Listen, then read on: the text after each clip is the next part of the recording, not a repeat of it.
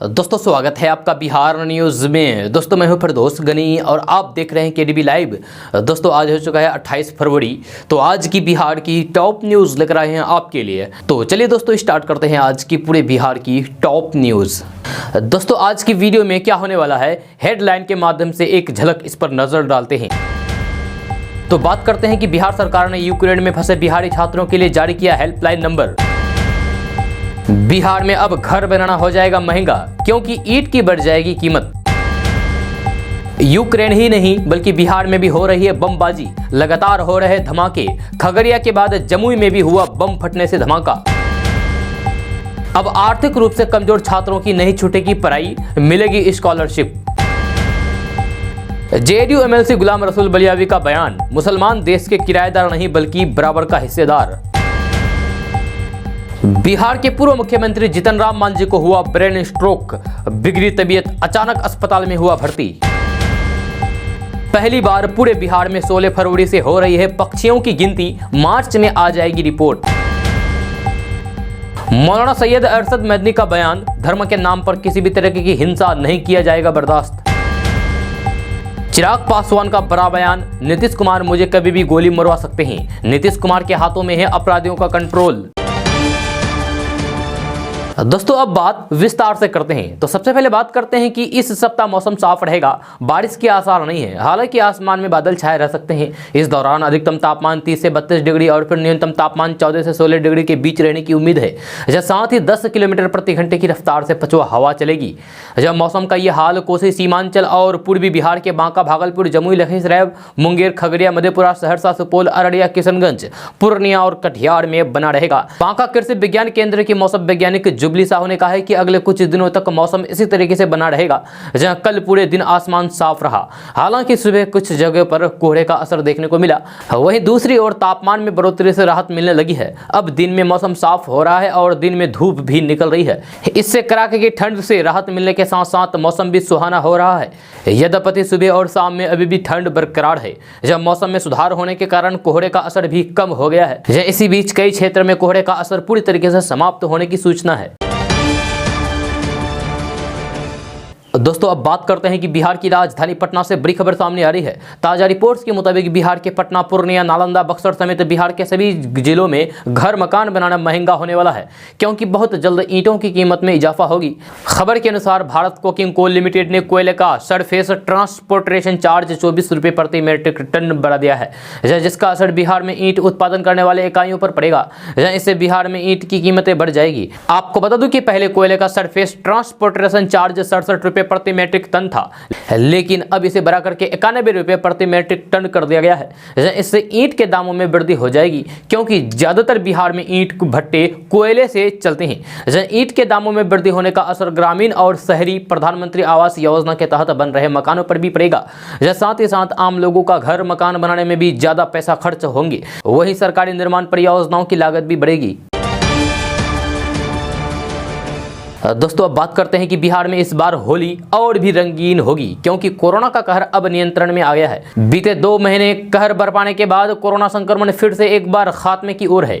जब बिहार स्वास्थ्य विभाग की ओर से जारी आंकड़े को देखें तो फिर बिहार में बीते 24 घंटे में 50 नए मरीज मिले हैं। ऐसे में बिहार में अब कोरोना के केवल 330 एक्टिव मरीज ही रह गए हैं। वहीं बिहार के 21 जिले ऐसे हैं जहाँ कोरोना के एक भी मरीज नहीं मिले हैं, जबकि बाकी के जिलों में इक्का दुक्का मरीज मिले हैं। जब विभाग की ओर से मिली जानकारी के अनुसार बिहार की राजधानी पटना में कोरोना के सबसे ज्यादा 10 एक्टिव मरीज हैं। वहीं अररिया में 4, अरवल, भोजपुर, बक्सर, दरभंगा, मधेपुरा, मुजफ्फरपुर, शेखपुरा, सीतामढ़ी, वैशाली, पश्चिमी चंपारण में 1, कटिहार में 3, नालंदा में 6, पूर्णिया में 3, सहरसा में 7, सारण में 4 और सीवान में 3 एक्टिव मरीज बचे हैं। आपको बता दो कि दिसंबर के अंत से ही कोरोना संक्रमण ने तेजी से लोगों को अपनी चपेट में लेना शुरू कर दिया था। जहां जनवरी आते आते कोरोना की तीसरी लहर के आने का ऐलान कर दिया गया, जिसके बाद से फिर से एक बार प्रतिबंधों का दौर शुरू हुआ।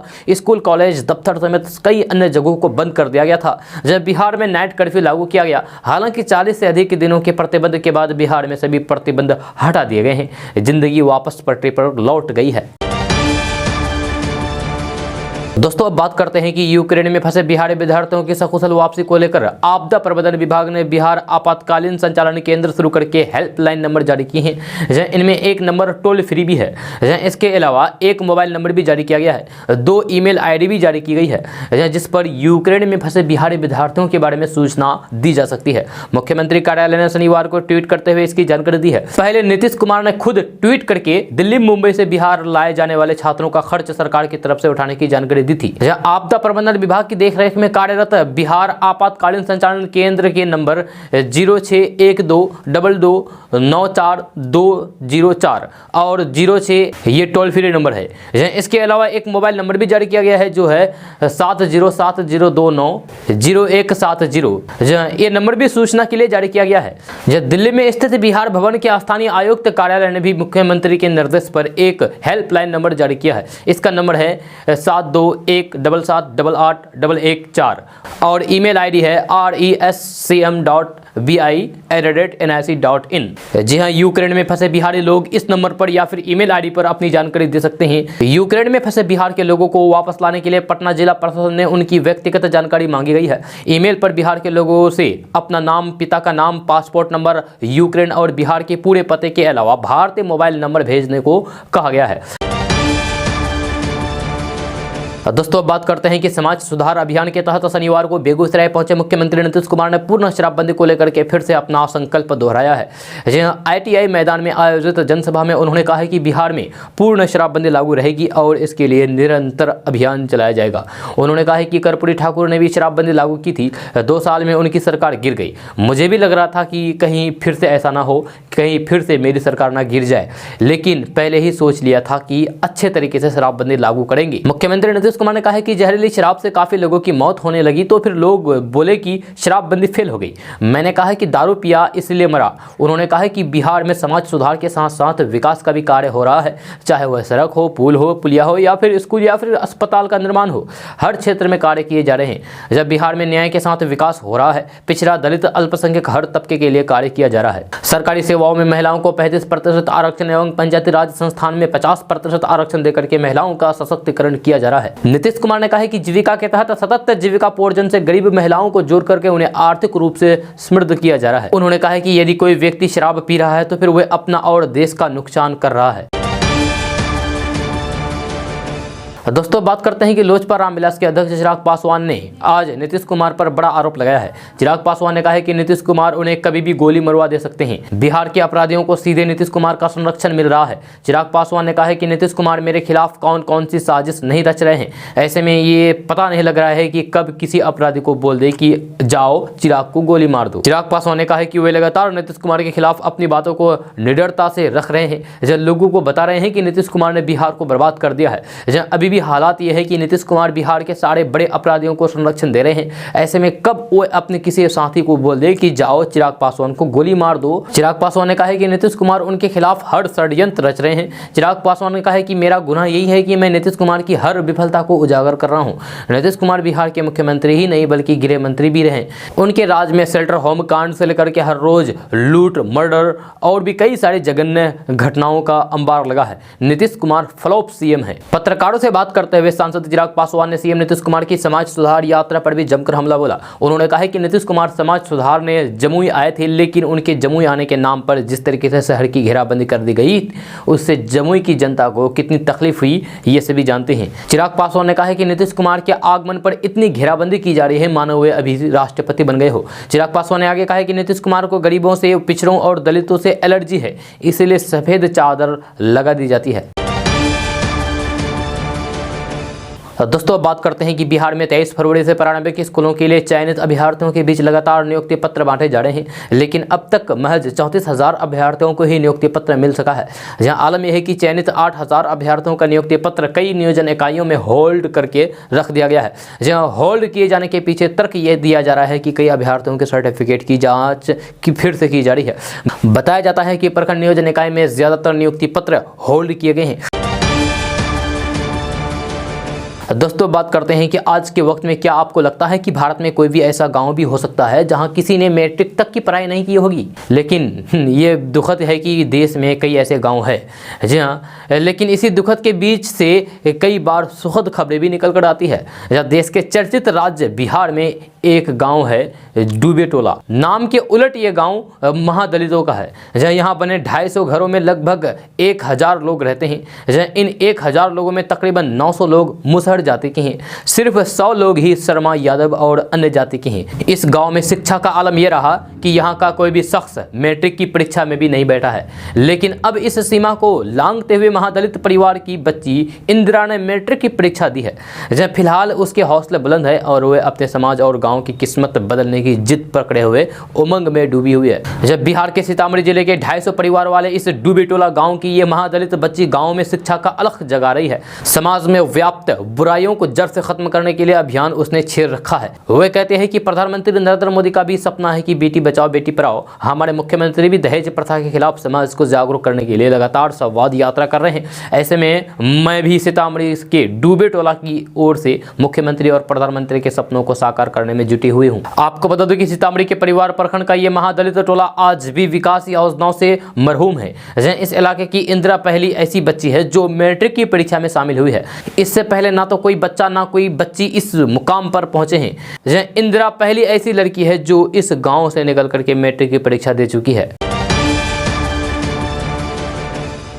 दोस्तों बात करते हैं कि यूक्रेन और रूस के बीच हो रहे युद्ध का असर पूरी दुनिया में दिखने लगा है। जहां यूक्रेन और रसिया के युद्ध के दौरान किशनगंज के 2 छात्र भी फंसे हुए हैं और भारत सरकार से मदद मांग रहे हैं। किशनगंज जिला के दिगल बैंक प्रखंड के रहने वाले कुमार गौरव और हरभजन सिंह जो मेडिकल के स्टूडेंट है, हालात को देखते हुए वहाँ से रोमानिया बॉर्डर के लिए निकले हैं। जिन हालात ठीक होने तक या ऐसी स्थिति के लिए भारत सरकार से मदद की अपील कर रहे हैं।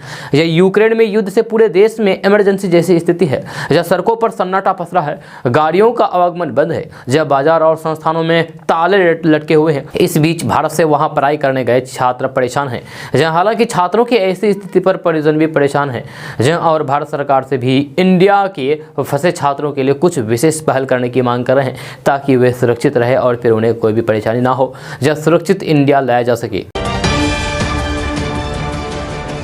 दोस्तों अब बात करते हैं कि यूक्रेन में रूस की सैन्य कार्रवाई के अभी 3 दिन ही बीते हैं कि भारत में महंगाई का असर दिखने लगा है। अचानक से किराए में लगने वाला तरकाब महंगा हो गया है। जब सरसों तेल को छोड़ करके अन्य खाद्य तेल महंगाई की मार पड़ने लगी है। जब पामोलिन, सोयाबीन, सनफ्लावर खाद्य, वेजिटेबल तेल 20 से 25 रुपए महंगे हो गए हैं। जब हालांकि अंतर्राष्ट्रीय मार्केट में खाद्य तेल की कीमतें घटने से सोमवार तक दिल्ली में भी ये भाव स्थिर होने की उम्मीद जताई जा रही है। हालांकि अंतर्राष्ट्रीय मार्केट में खाद्य तेल की कीमतें घटने से कल तक पटना में भी भाव स्थिर होने की उम्मीद जताई जा रही है। यूक्रेन संकट की वजह से बिहार में रसोई का बजट बढ़ा हुआ है। दरअसल यूक्रेन संकट से घरेलू बाजार में सूरजमुखी ऑयल की सप्लाई प्रभावित होने की आशंका जताई जा रही है। कुल खाद्य तेल में 8% की भागीदारी सूरजमुखी तेल की है। इसमें सूरजमुखी के तेल की कीमत बढ़ेगी और अन्य खाद्य तेल पर भी इसका असर पड़ सकता है। दूसरी तरफ सरसों के तेल की बात करें तो फिर इस बार सरसों की पैदावार बेहतर हुई है, लिहाजा अन्य खाद्य तेल के भाव में बढ़ोतरी को ये तेल कम कर सकता है। जहाँ युद्ध शुरू होने के साथ ही खाद्य तेल में उछाल जरूर आया था। आशंका थी कि कहीं तीसरी महायुद्ध में तब्दील न हो जाए। इसकी संभावना तब बाजार में नहीं दिख रही है। दरअसल अंतर्राष्ट्रीय मार्केट पर भी वेजिटेबल ऑयल का भाव बढ़ता घटता रहता है। पिछले 3 दिनों में अचानक से खाद्य तेलों की कीमत में जरूर इजाफा हुआ है, लेकिन मंगलवार से तेजी कम हो जाएगी। सरसों का फसल बेहतर होने से आने वाले दिनों में भी बहुत ज्यादा तेल की कीमत बढ़ने की उम्मीद नहीं है। दोस्तों बात करते हैं कि रूस द्वारा यूक्रेन पर हमले के बाद दुनिया स्तब्ध है। हर कोई इसे थर्ड वॉर की शुरुआत मान रहे हैं। जहाँ रूस जैसे देश की मिलिट्री यूक्रेन को पूरी तरीके से तबाह कर सकती है। इसके बावजूद भी यूक्रेन अमेरिका की सह पर रूस से टक्कर लेने के लिए तैयार है। ग्लोबल फायर पावर ने दुनिया की 10 सबसे शक्तिशाली मिलिट्री की लिस्ट जारी की है। इस लिस्ट में कौन कौन से देश शामिल है ये जानने के बाद आपको भी हैरानी हो जाएगी। लिस्ट में भारत की रैंकिंग भी चौंकाने वाली है। अभी आपको दुनिया के टॉप 10 मिलिट्री के बारे में बताएंगे कि कौन सबसे ज्यादा शक्तिशाली है। इस लिस्ट में सबसे पहला नंबर दुनिया के सबसे शक्तिशाली देश अमेरिका का है। अमेरिका की मिलिट्री ने इस लिस्ट में पहला नंबर पाया है।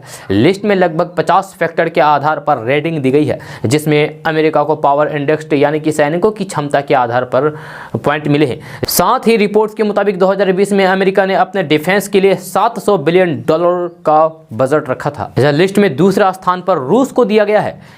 इसका पावर इंडेक्स 0.0501 है और इस देश की मिलिट्री में करीब 9 लाख एक्टिव सैनिक है। चीन की मिलिट्री को लिस्ट में तीसरा स्थान मिला है। इसमें करीब 20 मिलियन एक्टिव सैनिक है। बताया जाता है कि इस देश की मिलिट्री से सबसे ज्यादा काम लिया जाता है। चौथे स्थान पर भारत का नंबर आता है। जब भारत की मिलिट्री लिस्ट में चीन से नीचे आती है। हालांकि कई ऐसे मामले भी देखने को मिले हैं जिसमें भारत ने चीन को अच्छा खासा सबक सिखाया है, भले ही उसका पावर इंडेक्स चीन से कम है। लिस्ट में 5वें नंबर पर जापान है, जहां कोरिया 6ठे और फ्रांस 7वें नंबर पर है। नॉर्थ कोरिया को लिस्ट में शामिल नहीं किया गया है क्योंकि देश का तानाशाह मिलिट्री की जानकारी दुनिया से छिपा कर रखा गया है। लिस्ट में आगे 7वें नंबर पर फ्रांस है, जो आपको अभी बताया। जहां वही यूके, जिसे अमेरिका और रूस के बाद सबसे शक्तिशाली माना जाता है, इस लिस्ट में 8वें नंबर पर है। अब बात करते हैं 9वें नंबर की।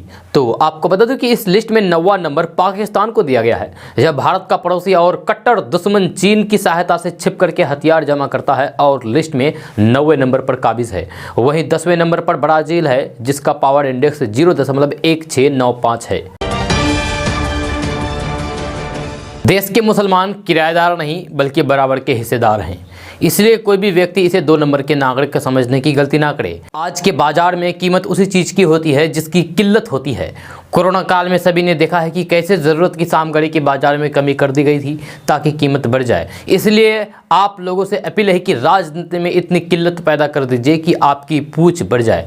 अपना वोट सिर्फ किसी को हराने के लिए ना हो। ये बातें हम नहीं बल्कि जेडीयू एमएलसी गुलाम रसूल बलियावी ने कही है। जी हाँ, गुलाम रसूल बलियावी ने कहा है कि अगर बिहार दायां हाथ है तो फिर झारखंड बायां हाथ।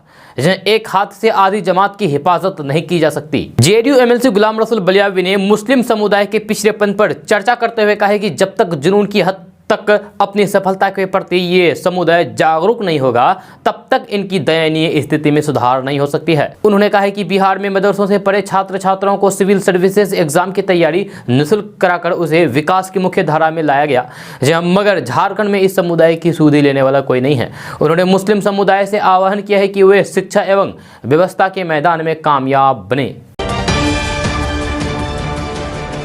दोस्तों, बात करते हैं कि देवबंद सहारनपुर जमीयत उलमाए हिंद के राष्ट्रीय अध्यक्ष मौलाना सैयद अरशद मदनी ने कहा है कि धर्म के नाम पर किसी भी तरह की हिंसा स्वीकार्य नहीं हो सकती, क्योंकि धर्म मानवता, सहिष्णुता और प्रेम का संदेश देता है। इसीलिए जो लोग इसका प्रयोग नफरत और हिंसा के लिए करते हैं वे अपने धर्म के सच्चे अनुयायी नहीं हो सकते हैं। ऐसे लोगों की जितनी निंदा की जाए कम है। शनिवार को एक बयान में मौलाना सैयद अरशद मदनी ने कहा है कि घृणा और सांप्रदायिकता का एक बड़ा कारण यह भी है कि अधिकतर राजनेताओं में नफरत को बढ़ावा देकर के सत्ता प्राप्त करने की इच्छा तीव्र हो गई है। मौलाना अरशद मदनी ने कहा है कि पिछले कुछ सालों के दौरान अल्पसंख्यकों को विशेष करके मुसलमानों के साथ जो कुछ होता आ रहा है यहां दोहराने की जरूरत नहीं है। हिजाब को लेकर के मौलाना मदनी ने कहा है कि कुछ तथाकथित पढ़े लिखे लोग गलत धारणा बना रहे हैं कि इस्लाम में हिजाब की पाबंदी नहीं है और कुरान में हिजाब का जिक्र नहीं है, जबकि ऐसा नहीं है। जब पवित्र कुरान और हदीस में हिजाब पर इस्लामी दिशा निर्देश हैं कि शरीयत के अनुसार हिजाब अनिवार्य है। जहां तक संवैधानिक मुद्दों का सवाल है तो संविधान के अनुच्छेद 25 के तहत अल्पसंख्यकों को जो इख्तियार यानी कि हक हासिल है उसके कारण मुस्लिम छात्रों को हिजाब पहनने से रोकना धारा 25 का उल्लंघन है। दोस्तों, बात करते हैं कि बिहार में औद्योगिक विकास और बेहतर निवेश के लिए बेहद ज़रूरी है कि यहाँ उद्यम विकसित करने वालों को बैंक की ओर से बेहतर तरीके से लोन मिले, लेकिन बैंकों की ओर से बिहार के प्रति इस प्रकार से सौतेला रवैया अपनाया जा रहा है। इसे बिहार सरकार भी मानती है और मुख्यमंत्री नीतीश कुमार की सरकार ने इसे खुद विधानमंडल में स्वीकार भी किया है। दरअसल बिहार विधानमंडल में पेश बिहार आर्थिक सर्वे 2021-22 में बिहार सरकार की ओर से बताया गया है कि बिहार के लोगों को लोन देने के मामले में बैंक उदासीन रवैया अपनाए हुए हैं। जहाँ मगर बिहार के लोग 100 रुपये जमा करते हैं तो फिर बैंक उन्हें 50 रुपये का ही लोन देते हैं। यानी कि बिहार के लोगों को उनके द्वारा बैंकों में जमा की गई राशि के अनुरूप भी बैंक लोन नहीं देते। हालांकि कुछ जिलों में बैंकों का लोन देने का आंकड़ा थोड़ा बेहतर है। जैसे पूर्णिया जिले में लोन देने के मामले में बैंकों ने थोड़ी मेहरबानी अपना रखी है। पूर्णिया जिले में 100 रुपये के बदले 81 रुपये तक लोन दिया जाता है। लेकिन शेष यानी कि बाकी बचे हुए जिलों को लेकर के बैंकों की स्थिति ऐसी नहीं है। जहां राज्य स्तर पर 100 रुपये जमा करने के अनुपात में बिहार के लोगों को मात्र औसत 50 रुपये ही लोन मिलता है। बिहार आर्थिक सर्वे 2021-22 में बैंकों के इस रवैये का जिक्र आने पर अब कई लोगों ने इसे लेकर के परेशानी व्यक्त की है। खास करके व्यापारिक वर्ग का कहना है कि ये एक ऐसी समस्या है जिस कारण बिहार के लोगों को औद्योगिक गतिविधियों को संचालित करने में बड़ी परेशानी आती है। या खास करके पूंजी जुटाने के लिए उन्हें अन्य विकल्पों के सहारे रहना पड़ता है। दोस्तों बात करते हैं कि आज के समय में छोटी बड़ी दुकानों में ऑनलाइन पैसों का लेन देन होने लगा है। जब डिजिटल इंडिया के तहत लोग ज़्यादातर पैसों का ट्रांजैक्शन हो रहा है, लेकिन इसी के साथ पैसों को लेकर के ऑनलाइन फ्रॉड भी हो रहा है। जब अलग अलग तरह के कई ऑनलाइन फ्रॉड आपने पढ़े या फिर सुने होंगे। अगर ये आपके साथ हो जाए तो फिर तुरंत आपको क्या करना चाहिए, इसके बारे में अभी आपको हम बताएंगे और आपको जानना भी जरूरी है। जी हाँ, तो बात करते हैं कि डिजिटल इंडिया की ओर देश बढ़ रहा है और इसके कई फायदे भी होते हैं। जब फायदे के साथ इसके कई नुकसान भी होते हैं। देश भर में ऑनलाइन फाइनेंशियल फ्रॉड की कई घटनाएं सामने आ रही है। डिजिटल ट्रांजैक्शन बढ़ने से फाइनेंशियल फ्रॉड की घटनाएं सामने आती है और डिजिटल ट्रांजैक्शन बढ़ने से ऐसी घटनाएं होती है जहाँ कई लोग स्कैमर्स के जाल में फंसते हैं और उनके बैंक अकाउंट के पैसे चले जाते हैं। जहाँ अगर आप ऑनलाइन फाइनेंशियल स्कैम के शिकार होते हैं यानी कि फ्रॉड के शिकार हो जाते हैं आप, तो फिर आप दिमाग से काम ले और इससे आपके हाथ से गए हुए पैसे वापस आ सकते हैं। जैसे ही आपके साथ ये फ्रॉड होता है तो सबसे पहले आप बैंक में सूचना दें। इसके बाद आपके अकाउंट में कटे हुए पैसों का विवरण दें जिसमें आपके फ़ोन का मैसेज और ईमेल की कॉपी होनी चाहिए। इसके साथ आप 3 दिन के अंदर पुलिस में शिकायत दर्ज करें और साथ ही www.cybercrime.gov.in पर जाकर के भी आप शिकायत दर्ज कर सकते हैं। अगर आप समय पर साइबर फ्रॉड को लेकर के एक्शन लेते हैं तो फिर आपको कोई भी नुकसान नहीं होता है। जहां आपने अगर OTP शेयर नहीं किया है तो फिर 10 दिन के अंदर रिफंड मिल सकता है। अगर आप इस स्कैम के यानी कि फ्रॉड के शिकार हो जाते हैं तो इसकी सूचना बैंक को लिखित रूप में दें और एक कॉपी अपने पास रखें। इस तरह से आप स्कैम से बचने के लिए अपने पर्सनल जानकारी कभी भी शेयर ना करें, किसी को भी ना दें। दोस्तों अब बात करते हैं कि AIMIM के राष्ट्रीय अध्यक्ष असदुद्दीन ओवैसी ने कहा है कि योगी आदित्यनाथ और अखिलेश यादव राम श्याम की जोड़ी है। भाजपा ने 5 साल में कोई भी विकास कार्य नहीं किया है और न ही नौजवानों को नौकरी दी है। महंगाई चरम पर पहुंच चुकी है, सरकार हर मोर्चे पर फेल हो चुकी है। असदुद्दीन ओवैसी ने कहा है कि वे दौलत कमाने के लिए राजनीति में नहीं है, राजनीति नहीं कर रहे हैं, बल्कि अपनी कौम के साथ शोषितों और वंचितों के हक के लिए लड़ाई लड़ रहे हैं। जहाँ ओवैसी शनिवार को सिद्धार्थनगर और बस्ती में चुनावी जनसभा को संबोधित कर रहे थे। एक जनसभा को संबोधित करते हुए ओवैसी ने कहा कि मुख्यमंत्री विकास युवाओं को नौकरी देने की बजाय एक वर्ग को कठमुल्ला कह रहे हैं। लोगों का विकास से ध्यान हटाने के लिए हर भाषण में भड़काऊ बातें करते हैं। भाजपा गरीबों को राशन बांट करके वोट लेने के लिए हमारा नमक खाने की बात करती है, जबकि वह देश का नमक है, हमारे टैक्स के पैसे का राशन है। 500 का राशन देकर के 1400 रुपए की रसोई गैस दे रहे हैं। उन्होंने कहा कि कुछ स्थानीय लोग उन्हें यहां आने से रोकने की कोशिश कर रहे थे। ओवैसी ने कहा कि उत्तर प्रदेश में सपा बसपा और कांग्रेस की कमजोरियों से ही भाजपा चुनाव जीतने में कामयाब हो रही है। उन्होंने मुसलमानों को आगाह किया है और सपा बसपा कांग्रेस और भाजपा के पक्ष में मतदान न करने की अपील की है। उन्होंने कहा कि सभी पार्टियां सिर्फ वोट लेकर के बाद में चोट पहुंचाने का काम करती है। सभी पार्टियों द्वारा खास करके मुसलमानों को उनके बुनियादी हक से वंचित रखने का काम किया जा रहा है, उन्हें डराया धमकाया जा रहा है। दोस्तों अब बात करते हैं कि बिहार में रहने वाले लोगों के लिए बड़ी खबर सामने आ रही है। ताज़ा रिपोर्ट्स के मुताबिक पढ़ते व्यक्ति आय के अनुसार बिहार के शिवहर, अररिया, सीतामढ़ी, मधुबनी, सुपौल सबसे गरीब जिला के लिस्ट में शामिल हो गया है।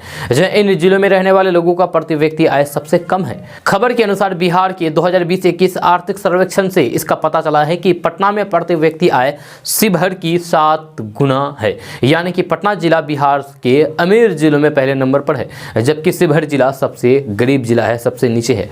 आपको बता दूं कि शिवहर के अलावा अररिया, सीतामढ़ी, पूर्वी चंपारण और मधुबनी जिला बिहार का सबसे पिछड़ा और गरीब जिला है। इसमें किशनगंज जिला भी शामिल है। जहां आर्थिक सर्वेक्षण रिपोर्ट के अनुसार इन जिलों के लोगों का प्रति व्यक्ति आय अन्य जिलों के लोगों के मुकाबले सबसे कम है।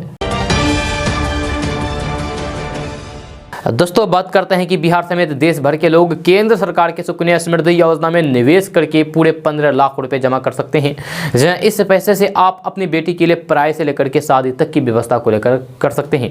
जहां खबर के अनुसार सुकन्या समृद्धि योजना के तहत सिर्फ 250 रुपये लगा करके आपको पूरे 15 लाख रुपए मिलते हैं। इस योजना में एक माता पिता एक बेटी के नाम पर केवल एक अकाउंट खोल सकते हैं और 2 अलग अलग बेटियों के नाम पर अधिकतम 2 अकाउंट खोल सकते हैं। आपको बता दूं कि अकाउंट खोलने के बाद आपको 15 साल तक ही पैसे जमा करने होंगे। इसके बाद जब आपकी बेटी 21 साल की उम्र तक पहुंच जाएगी तब आपके खाते में 15 लाख रुपए होंगे। इसका इस्तेमाल आप बेटी की शादी के लिए भी कर सकते हैं। सुकन्या समृद्धि योजना में अगर आप हर महीने सिर्फ 3000 रुपए का निवेश करते हैं तो फिर आपको 7.6% कंपाउंडिंग के हिसाब से ब्याज मिलेगा। इस तरीके से 21 साल यानी कि मैच्योरिटी पर यह रकम करीब 15,22,221 रुपए हो जाएगी। अब बात करते हैं कि आप आवेदन इसमें कैसे करेंगे। तो आप पोस्ट ऑफिस या फिर बैंक में जाकर के सुकन्या समृद्धि योजना का खाता खुलवा सकते हैं। आपके पास बच्ची और माँ बाप का पहचान पत्र होनी चाहिए। दोस्तों बात करते हैं कि 3 साल के लंबे इंतजार के बाद आखिरकार पटना नगर निगम के दैनिक कर्मियों की मजदूरी आखिरकार बढ़ा दी गई है। जहां नगर निगम में काम करने वाले दैनिक कर्मियों की मजदूरी में 1 अप्रैल से इजाफा हो जाएगा। जहां अनट्रेंड कर्मियों को 50 रुपये ज़्यादा और ट्रेंड कर्मियों को 75 रुपये ज़्यादा दैनिक मजदूरी मिलेगी। जहां नगर निगम बोर्ड ने इस प्रस्ताव पर मुहर लगा दी है। इसके साथ ही 4.5 से ज़्यादा दैनिक मजदूरों की पुरानी मांग पर फैसला हो गया है। हालांकि दैनिक कर्मी अभी भी सेवा नियमित करने और फिर 18,000 रुपये मासिक वेतन लागू करने की मांग कर रहे हैं।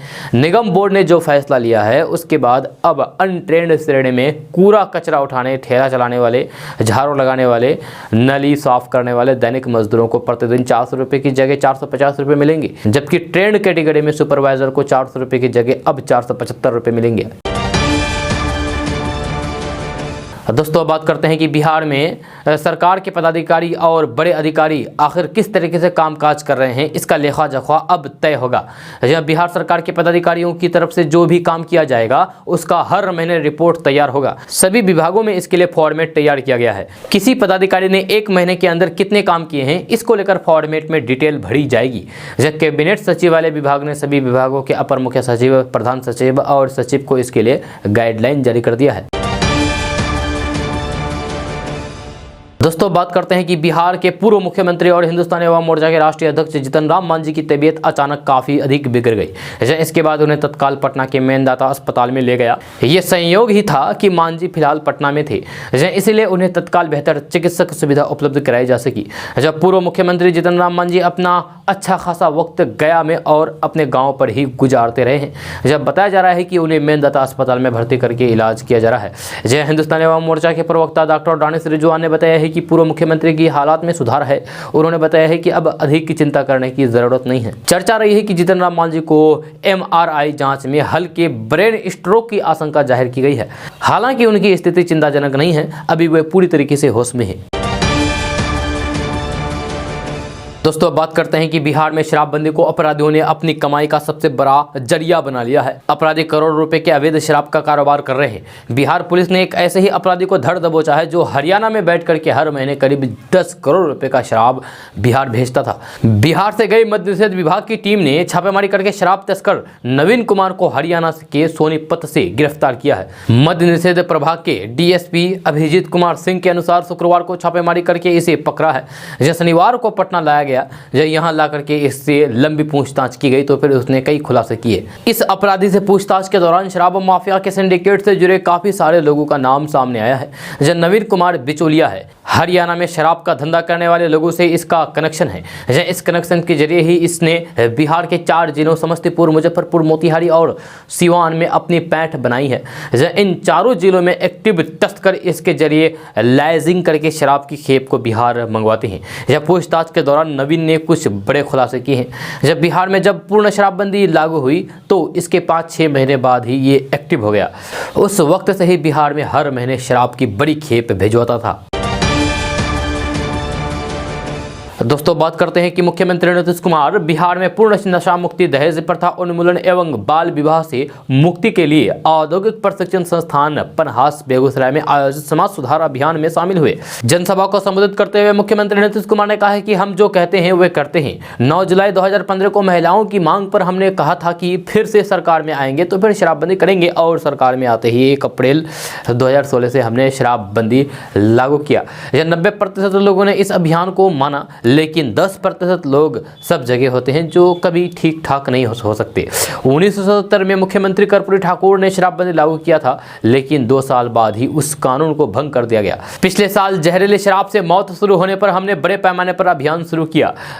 कोई दारू पिएगा तो मरेगा ही। समाज सुधार अभियान की 9वीं सभा को संबोधित करते हुए शनिवार को ITI मैदान में बेगूसराय में नीतीश कुमार ने कहा है कि हमने 2016 में शराबबंदी किया है। 2018 में WHO ने सर्वेक्षण कराया है, जिसमें स्पष्ट हो गया है कि दुनिया में सिर्फ 1 साल में शराब से 30 लाख लोगों की मौत हुई है। 2-2.5 साल से देश दुनिया में कोरोना कहर बरपा रहा है, जिसमें अब तक करीब 24 लाख लोग मरे हैं, जबकि सिर्फ शराब से 1 साल में 30 लाख लोगों की मौत हो चुकी है।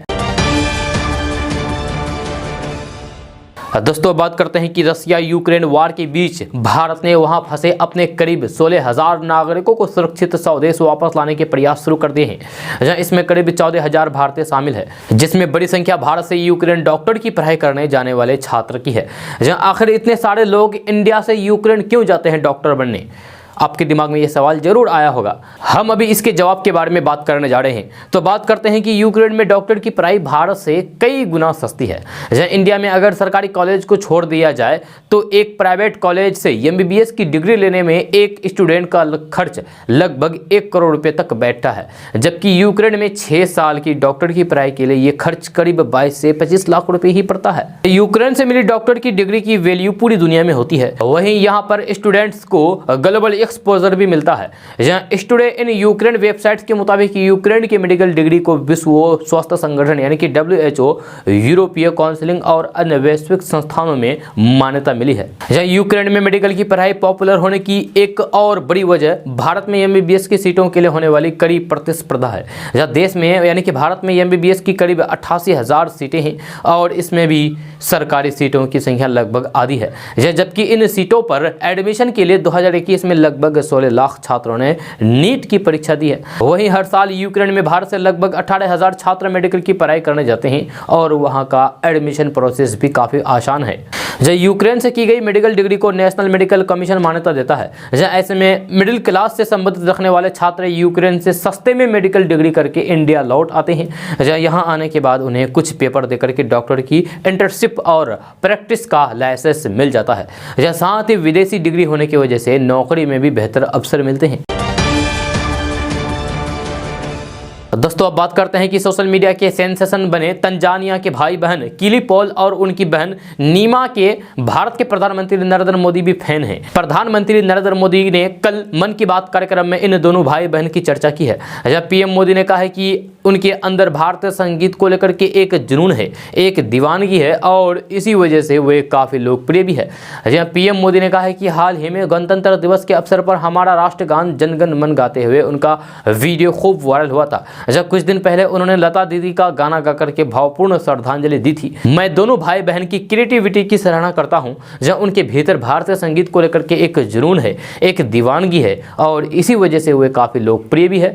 PM मोदी ने आगे कहा है कि लिपसिंग के उनके तरीके से पता चलता है कि इसके लिए वे कितना मेहनत करते हैं। आपको बता दें कि कुछ दिनों पहले ही भारतीय दूतावास ने भी तंजानिया के भाई बहन को सम्मानित किया था। जहां PM मोदी ने इसके आगे कहा है कि अगर तंजानिया में किली और नीमा भारत के गीतों को इस प्रकार से लिपसिंग कर सकते हैं तो क्या मेरे देश में देश के कई भाषाओं में कई प्रकार के गीत है। क्या गुजराती बच्चे तमिल गीत पर वीडियो बना सकते हैं? केरल का बच्चे असमिया गीत पर वीडियो बना सकते हैं? कन्नड़ के बच्चे जम्मू कश्मीर के गीतों का वीडियो बनाएं? क्या हम एक ऐसा माहौल बना सकते हैं जिसमें हम एक भारत श्रेष्ठ भारत का अनुभव कर सके? दोस्तों अब बात करते हैं कि बिहार में पहली बार पक्षियों की गिनती हो रही है। इसमें देसी पक्षियों के साथ साथ हर साल आने वाले विदेशी पक्षियां भी शामिल है। इस गिनती की रिपोर्ट अगले महीने आने की संभावना है। इसके बाद बिहार में अलग अलग प्रजाति के पक्षियों की संख्या की जानकारी मिल सकेगी। ये गिनती वेटलैंड इंटरनेशनल संस्थान के सहयोग से पर्यावरण, वन एवं जलवायु परिवर्तन विभाग करवा रहा है। इस संबंध में योजना बनाने के लिए बैठक जनवरी 2022 में शुरू हो गई थी। इसमें कई संस्थानों के पक्षी विशेषज्ञ जुड़े। इसके बाद ऑनलाइन प्रशिक्षण की व्यवस्था बना करके कार्य योजना तैयार की गई है। 12 और 13 फरवरी को इसका रिहर्सल किया गया। साथ ही 16 फरवरी से गिनती की शुरुआत हुई है।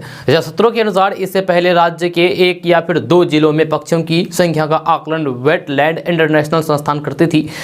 उससे बिहार में पक्षियों के आंकड़ों और फिर उनकी अलग अलग प्रजातियों की सही संख्या की जानकारी नहीं मिलती थी।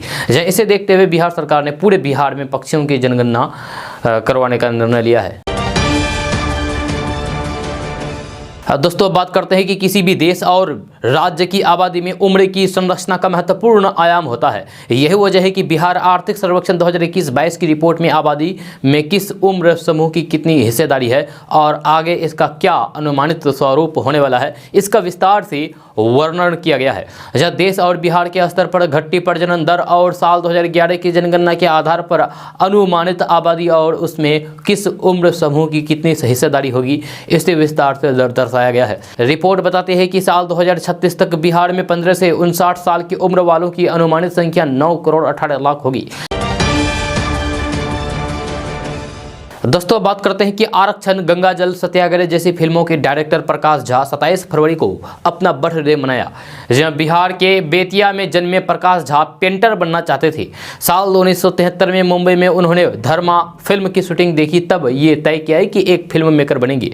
जब प्रकाश झा ने फिल्मी कैरियर की शुरुआत फिल्म हिप हिप हुर्रे से की थी। प्रकाश झा ने एक इंटरव्यू के दौरान बताया था कि एक ऐसा दौर था जब उनके पास किराया देने के लिए एक भी पैसा नहीं थे। उनके जेब में केवल 300 रुपए थे। जहां उन्होंने घर छोड़ा था।